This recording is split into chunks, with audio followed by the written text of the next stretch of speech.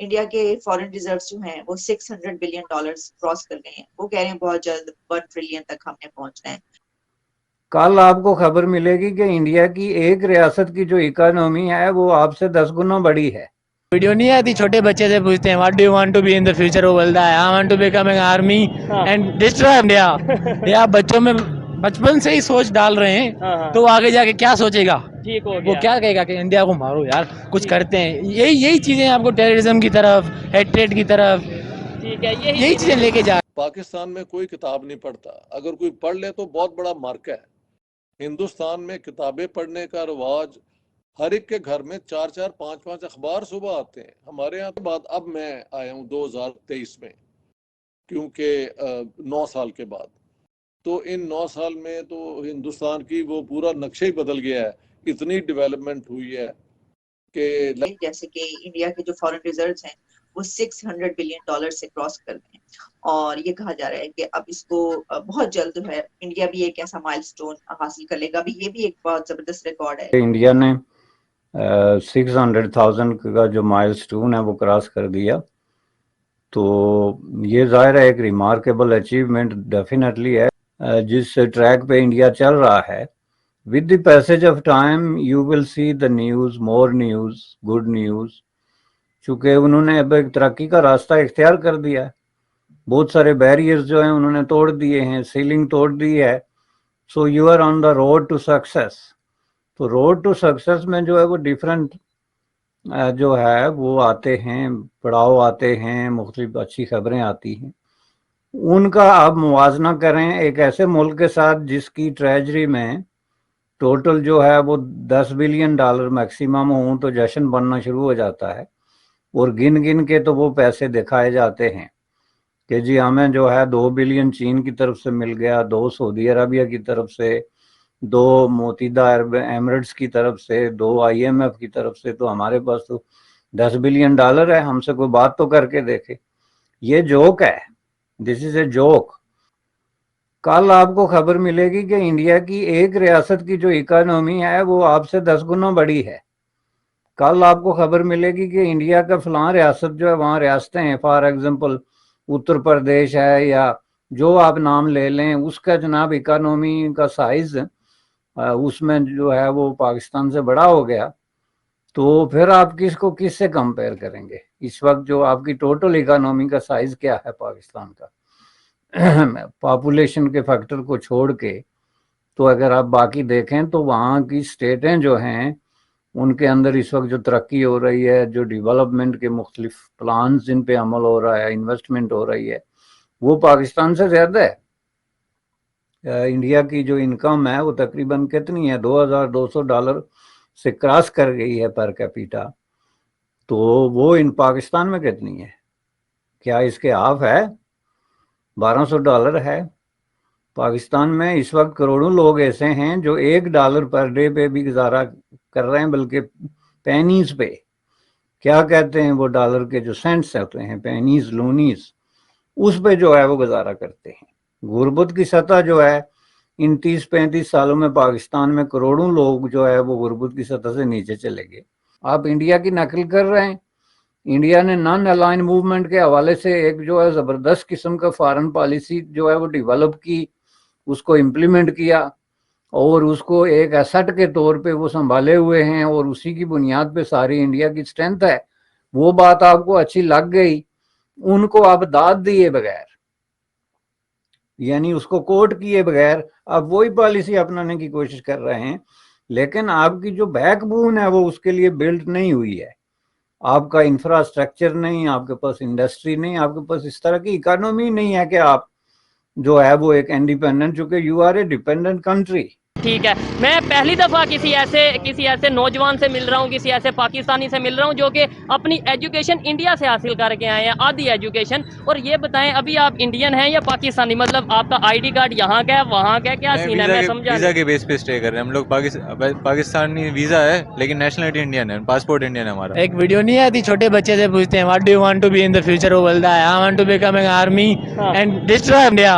ये आप बच्चों में बचपन से ही सोच डाल रहे हाँ, हैं हाँ। तो आगे जाके क्या सोचेगा? ठीक हो वो गया। क्या कहेगा कि इंडिया को मारो यार, कुछ करते हैं। यही चीजें आपको टेररिज्म की तरफ, हेट्रेड की तरफ, ठीक है, यही चीजें लेके जा रहे हैं ना। इंडिया की जो टेक्स्ट बुक हैं, खास तौर पे अगर स्कूल लेवल की बात करें, उनमें पाकिस्तान को लेके कोई नफरत या कोई इस तरीके से कोई चीज़, जैसे हमारे यहाँ पे बताया जाता है जंगों के बारे से खास तौर पे बात करें कि भाई इंडिया ने रात के अंधेरे में हमला कर दिया, इंडिया ने बांग्लादेश को पाकिस्तान से अलग कर दिया, इंडिया हमें पानी नहीं देता, इंडिया ने कश्मीर के ऊपर कब्जा कर लिया। ये चीज़ें इंडिया की जो टेक्स्ट बुक हैं उनमें पाकिस्तान को लेके क्या पढ़ाया जाता है?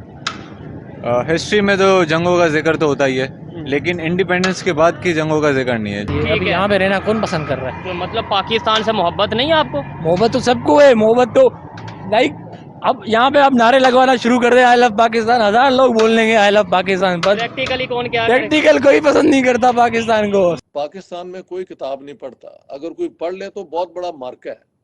हिंदुस्तान में किताबें पढ़ने का रिवाज, हर एक के घर में 4-4, 5-5 अखबार सुबह आते हैं। हमारे यहाँ तो अखबार गायब ही हो गए हैं। सो इंडिया में इल्म की और पढ़ने लिखने का बहुत ज्यादा रिवाज है एज कम्पेयर टू अस। तो ये मेरी बॉम्बे ट्रिप जो है अब आखिरी है, क्योंकि आज रात को मैंने वापस चले जाना है। 2013 में भी मैं आया था, 2014 में आया था, फिर उसके बाद अब मैं आया हूँ 2023 में, क्योंकि 9 साल के बाद। तो इन 9 साल में तो हिंदुस्तान की वो पूरा नक्शा ही बदल गया है। इतनी डेवलपमेंट हुई है कि लगता है कि, क्योंकि इनकी मिडिल क्लास बहुत बड़ी बन गई है, यानी 300 मिलियन मिडिल क्लास होगी। और अगर आप सारे यूरोप की मिडिल क्लासेस को काउंट करें तो तकरीबन उतनी हो जाती है जितनी सिर्फ इंडिया की है। और यहाँ की इकॉनमी इस वक्त बिल्कुल साउंड है, ग्रो कर रही है, जबकि दुनिया में इकोनॉमिक डाउनटर्न आ चुका है।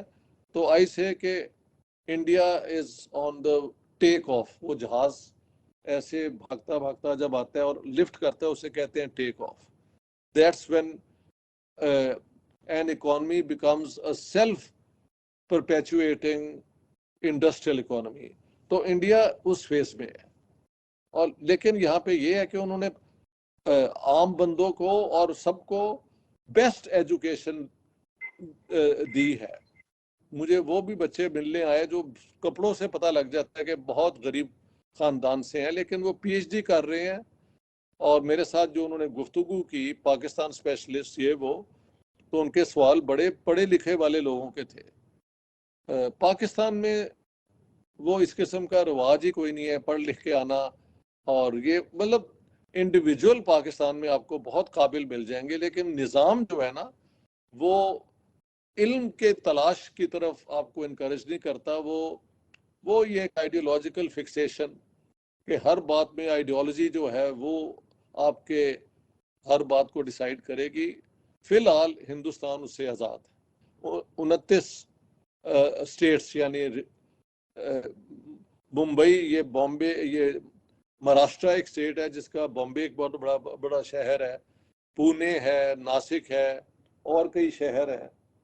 तो इसी तरह दिल्ली की अपनी एक गवर्नमेंट है और पंजाब की अपनी गवर्नमेंट है, लेकिन सारों की एक नेशनल गवर्नमेंट भी है जिसके प्राइम मिनिस्टर नरेंद्र मोदी जी हैं। तो मैंने देखा कि हर जगह ये कानून बन चुका है कि every child will get free education. कुछ लोग बच्चों को खुद ही नहीं पढ़ाते कि यार ये हमारे कारोबार में ये लग जाएं, ये वो, लेकिन अगर पढ़ाना चाहें तो सब फैसिलिटीज़ हैं। और पाकिस्तान में तो हम सब जानते हैं कि पेपर एक्सरसाइज तो सारे हैं, लेकिन 2.5 करोड़ से लेके 3.5 करोड़ पाकिस्तानी बच्चे स्कूलों में नहीं जाते। और 5% जाते हैं बच्चे, वो जाते हैं मदरसों में। तो यही साथ ही पीछे पृथ्वी थिएटर है, और बिल्कुल उसके बाजू में अमिताभ बच्चन का घर है। परसों हम गए थे वो बांद्रा कोस्ट पे, तो वहां पे शाहरुख के घर के बाहर मैंने देखा रात के कोई अपना 9-10 बजे लोग खड़े हुए और बारिश हो रही है। मैंने कहा ये क्या मजमा है? वो कहते हैं जी रोज लोग आके खड़े हो जाते हैं कि शाहरुख की एक झलक देख ली जाए। तो वो पिक्चर भी मैंने लगा दी है। भारत के फॉरेक्स रिजर्व $609 बिलियन को टच कर चुके हैं और ये हिस्टोरिकली हाई पॉइंट है भारत के फॉरेक्स रिजर्व का। और इससे पहले भारत के जो फॉरेक्स रिजर्व हैं वो बहुत ही नीचे गिर गए थे, जिसका रीज़न ये था कि भारत को बहुत सारी पेमेंट्स करनी थी। इसी वजह से हमारे फॉरेक्स रिजर्व लगभग $525 बिलियन तक गिर गए थे। लेकिन हाल ही में इतनी सारी एक के बाद एक भारत के अंदर इन्वेस्टमेंट्स आ रही हैं, जिसकी वजह से भारत के फॉरेक्स रिजर्व भी अपने ऑल टाइम हाई को टच करने की तरफ बढ़ रहे हैं। और ये एक चौंका देने वाली बात इसलिए है क्योंकि आज पूरी दुनिया में रिसेशन का दौर चल रहा है और ऐसे में एक कंट्री की जो स्टॉक मार्केट है वो सबको आउट परफॉर्म कर रही है, साथ ही साथ उसके जो फॉरेक्स रिजर्व हैं वो बढ़ रहे हैं फॉरेन इन्वेस्टमेंट आने की वजह से। और ये बहुत रिमार्केबल अचीवमेंट होगी इंडिया के लिए। साथ ही साथ इस डेवलपमेंट से भारत का जो करेंसी है इंडियन रुपी वो भी स्ट्रॉन्ग होगा, क्योंकि इंटरनेशनल मार्केट में रुपीज़ की डिमांड बढ़ रही है और जिसका रीज़न है फॉरेन इन्वेस्टमेंट भारत में आना। जो FDI भारत में आ रही है वो अनप्रेसिडेंटेड है।